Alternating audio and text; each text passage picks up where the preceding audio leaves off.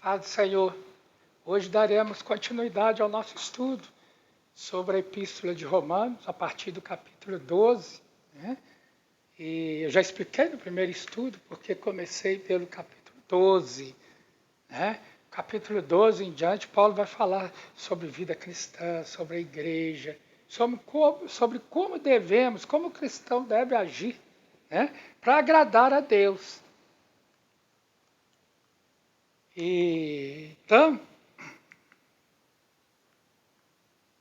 nós paramos aqui, nós falamos sobre arrependimento, conversão, e paramos lendo esses versículos, Romanos 8, que diz: agora, pois, já nenhuma condenação, já não existe nenhuma condenação para os que estão em Cristo Jesus. Logo a seguir, nós lemos o outro versículo. Paulo, nessa primeira parte, fala que não há mais condenação para aquele que está em Cristo.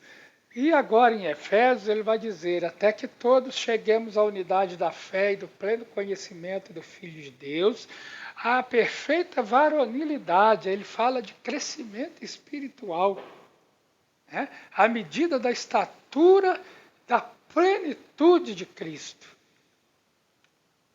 Então, Romanos 2, 12, 2 é de onde nós partiremos. Não sem antes fazer uma oração. Pai, em nome de Jesus, quero pedir ao Senhor que o Senhor nos abençoe mais uma vez, abençoe o nosso estudo. Pai, que esse estudo possa alcançar as pessoas e ensinar àqueles que têm sede de aprender. Em nome de Jesus Cristo, eu te dou graças e abençoo todos os meus irmãos que estão do outro lado, em nome de Jesus. Amém. Irmão, se você acha que esse estudo é importante, se ele te abençoou, se você acha que ele pode vir a abençoar outras pessoas, o que você vai fazer? Já expliquei isso no outro estudo. Eu envio a chamada pelo WhatsApp, O que você vai fazer? Ali, quando você pegar no WhatsApp, está ali a chamada do estudo, embaixo tem um link em azul. Entre por ele.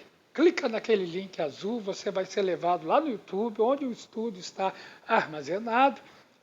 E lá no YouTube tem lá a mãozinha assim, onde você vai curtir o estudo. Se você não for ainda inscrito, você vai se inscrever, está lá inscrever-se, clicou, está inscrito. Por que eu te digo isso, ou te peço isso? Porque o estudo, quanto maior for o número de curtidas, mais o YouTube entende que ele é importante. E aí ele vai liberar esse estudo para outras pessoas, para mais pessoas. E quem sabe nós possamos abençoar outros, pessoas que nem conhecemos, talvez. Amém? Então, Romanos 12, capítulo 2, Paulo vai dizer: para que experimenteis. Ele diz no capítulo 1 para que nós não devemos nos conformar com os padrões deste mundo. Para quê? E agora então ele completa: para que vocês experimentem a vontade de Deus, que é boa, perfeita e agradável. Então, você vai encontrar muitas coisas na Bíblia a respeito da vontade de Deus, dessa vontade que é boa, perfeita e agradável. Eu escolhi aqui algumas, como 1 Tessalonicenses 4, que diz: pois a vontade de Deus é a santificação de vocês. Essa é a vontade de Deus para o cristão. Que vocês se abstenham da imoralidade sexual. O apóstolo Paulo está falando de imoralidade sexual porque está tratando deste assunto lá em Tessalonicenses. Mas essa impureza, que é a imoralidade sexual, que é uma impureza, a impureza pode ser em várias áreas, que a Bíblia vai tratar disso.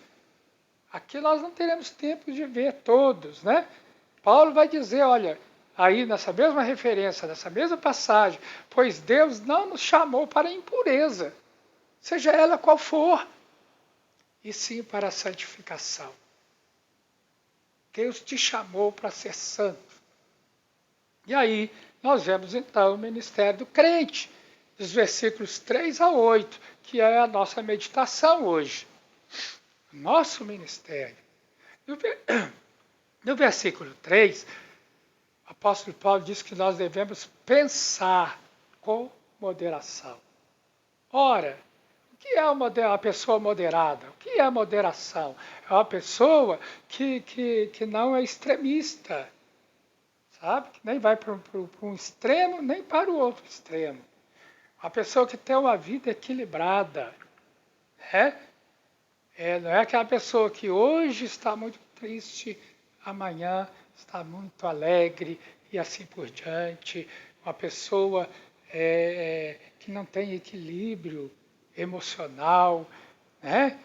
Não. O crente é uma pessoa equilibrada emocionalmente em todas as áreas.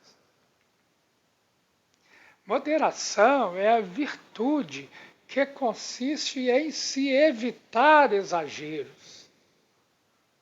Em 2 Timóteo, capítulo 1, versículo 7, o apóstolo Paulo afirma que Deus não nos tem dado espírito de covardia, mas de poder, de amor e de moderação. Sim, o Espírito Santo que habita em mim e em você é um espírito de poder. Esse poder pode ser manifestado no mundo de várias formas. É verdade. Tá? É o espírito de amor, que é o caminho mais do que excelente que o apóstolo Paulo apresenta para nós. Né? O amor a Deus em primeiro lugar e ao próximo logo a seguir. Né? Amar a Deus sobre todas as coisas e ao próximo como a você mesmo. Né? Então, um espírito de amor e de moderação. É ser moderado, não ser exagerado, né? Nem para o máximo, nem para o mínimo, nem para a esquerda, nem para a direita. É ser equilibrado.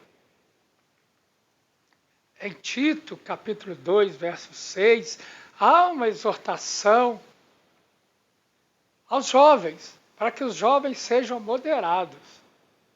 Você aconselhar moderação aos jovens? Sim, a palavra de Deus exorta os jovens para que sejam moderados, que não sejam extremistas. Nessa passagem, moderado significa manter-se nos limites. Nos limites de quê? Nos limites do bem viver, nos limites, principalmente nos limites da palavra de Deus, nos limites das Escrituras. Né? Lá em 1 Tessalonicenses, quando o apóstolo Paulo fala sobre moralidade sexual, por quê? Porque os crentes de Tessalônica não estavam se mantendo nos limites. Aí ele estava exagerando nessa área, na área sexual. E Paulo então exorta eles, olha, Deus não nos chamou para isso, para impureza, Deus nos chamou para santificação. Por isso ele vai dizer para eles também, buscai a santificação. Busque a santificação sem a qual ninguém verá o Senhor. É dito para eles, para os tessalonicenses, que não estavam se mantendo nos limites das Escrituras. Isso implica, então, em nos colocarmos de acordo com os ensinamentos bíblicos de reconhecer os outros superiores a nós. Isso não se aplica só aos jovens, se aplica a mim e a você também. A palavra de Deus diz que nós devemos considerar o outro superior a nós mesmos. Significa honrar a quem de direito, honrar os pais, honrar as autoridades. Não é verdade? É uma coisa hoje muito difícil a honrar as autoridades, sabe? Mas nós temos que reconhecer que todas as autoridades vêm de Deus, sejam elas quais forem. do vereador de um pequeno município até o presidente da República. Todas as autoridades foram constituídas por Deus, diz a Bíblia. Então, nós temos que nos submeter ao que a Bíblia diz, às autoridades, obedecê-las. Né? Hoje é uma coisa assim muito difícil, porque a gente critica, né? A gente critica, a gente fala mal, a gente exige. Não, nós temos os meios legais, lícitos, para agir, caso não concordemos com determinada autoridade ou com determinadas autoridades. É o voto. Aqui no Brasil nós temos o voto. E através do voto, nós temos que fazer o costume, sabe, de escolher bem os nossos candidatos e acompanhá-los e cobrar deles. Né? Então, o voto é o modo lícito da gente fazer isso aqui no Brasil. Não querer tirar autoridades à força, não querer espezinhar autoridades, sabe? Falar um tanto de coisa ruim, má sobre as autoridades. Não. A Bíblia nos manda submetermos as autoridades, porque todas as autoridades foram constituídas por Deus para o nosso bem. Alguém pode dizer, mas ao político fulano ou cicrano age errado, né? Age mal. Tá, tudo bem, pode ser.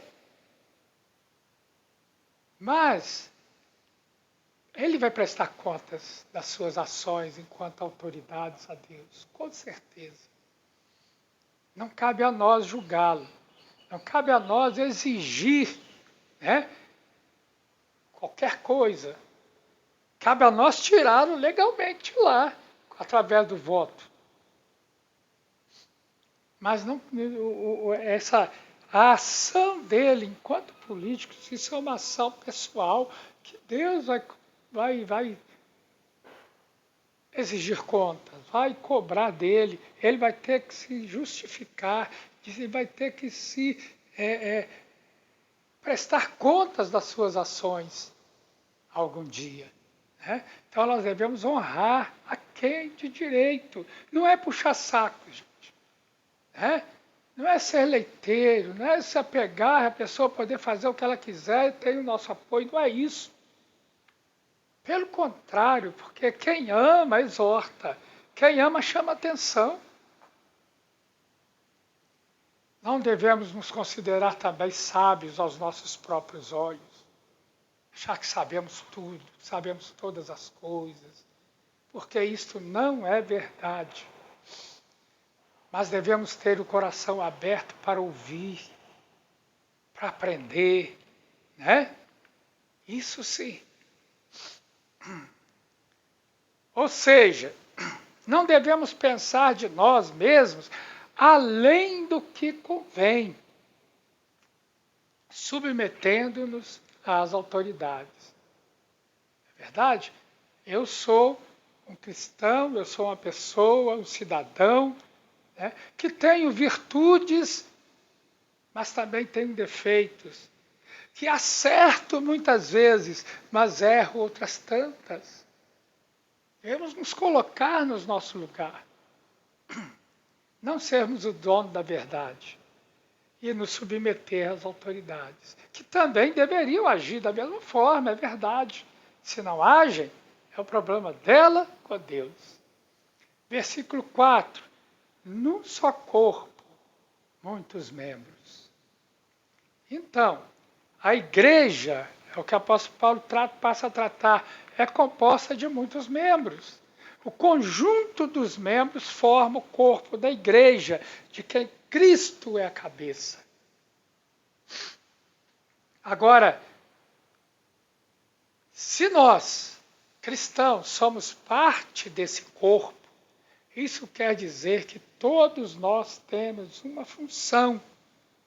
O meu dedão tem uma função, esse dedinho tem uma função, este tem, este tem, este tem. Não são as mesmas funções, mas todas são importantes. Todas as partes do meu corpo são importantes. É verdade? A cabeça é Cristo. A cabeça é que pensa, a cabeça é quem dá ordens, a cabeça é quem orienta, mas o corpo, obedecendo às ordens da cabeça, é importante. E aí também vem a importância da igreja local, sabe? Como corpo, como uma parte desse corpo. A igreja local é um lugar onde um grupo de cristãos se reúnem para agir como corpo.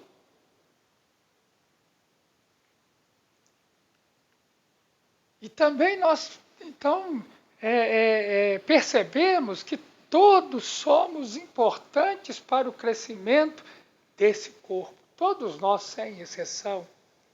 Né?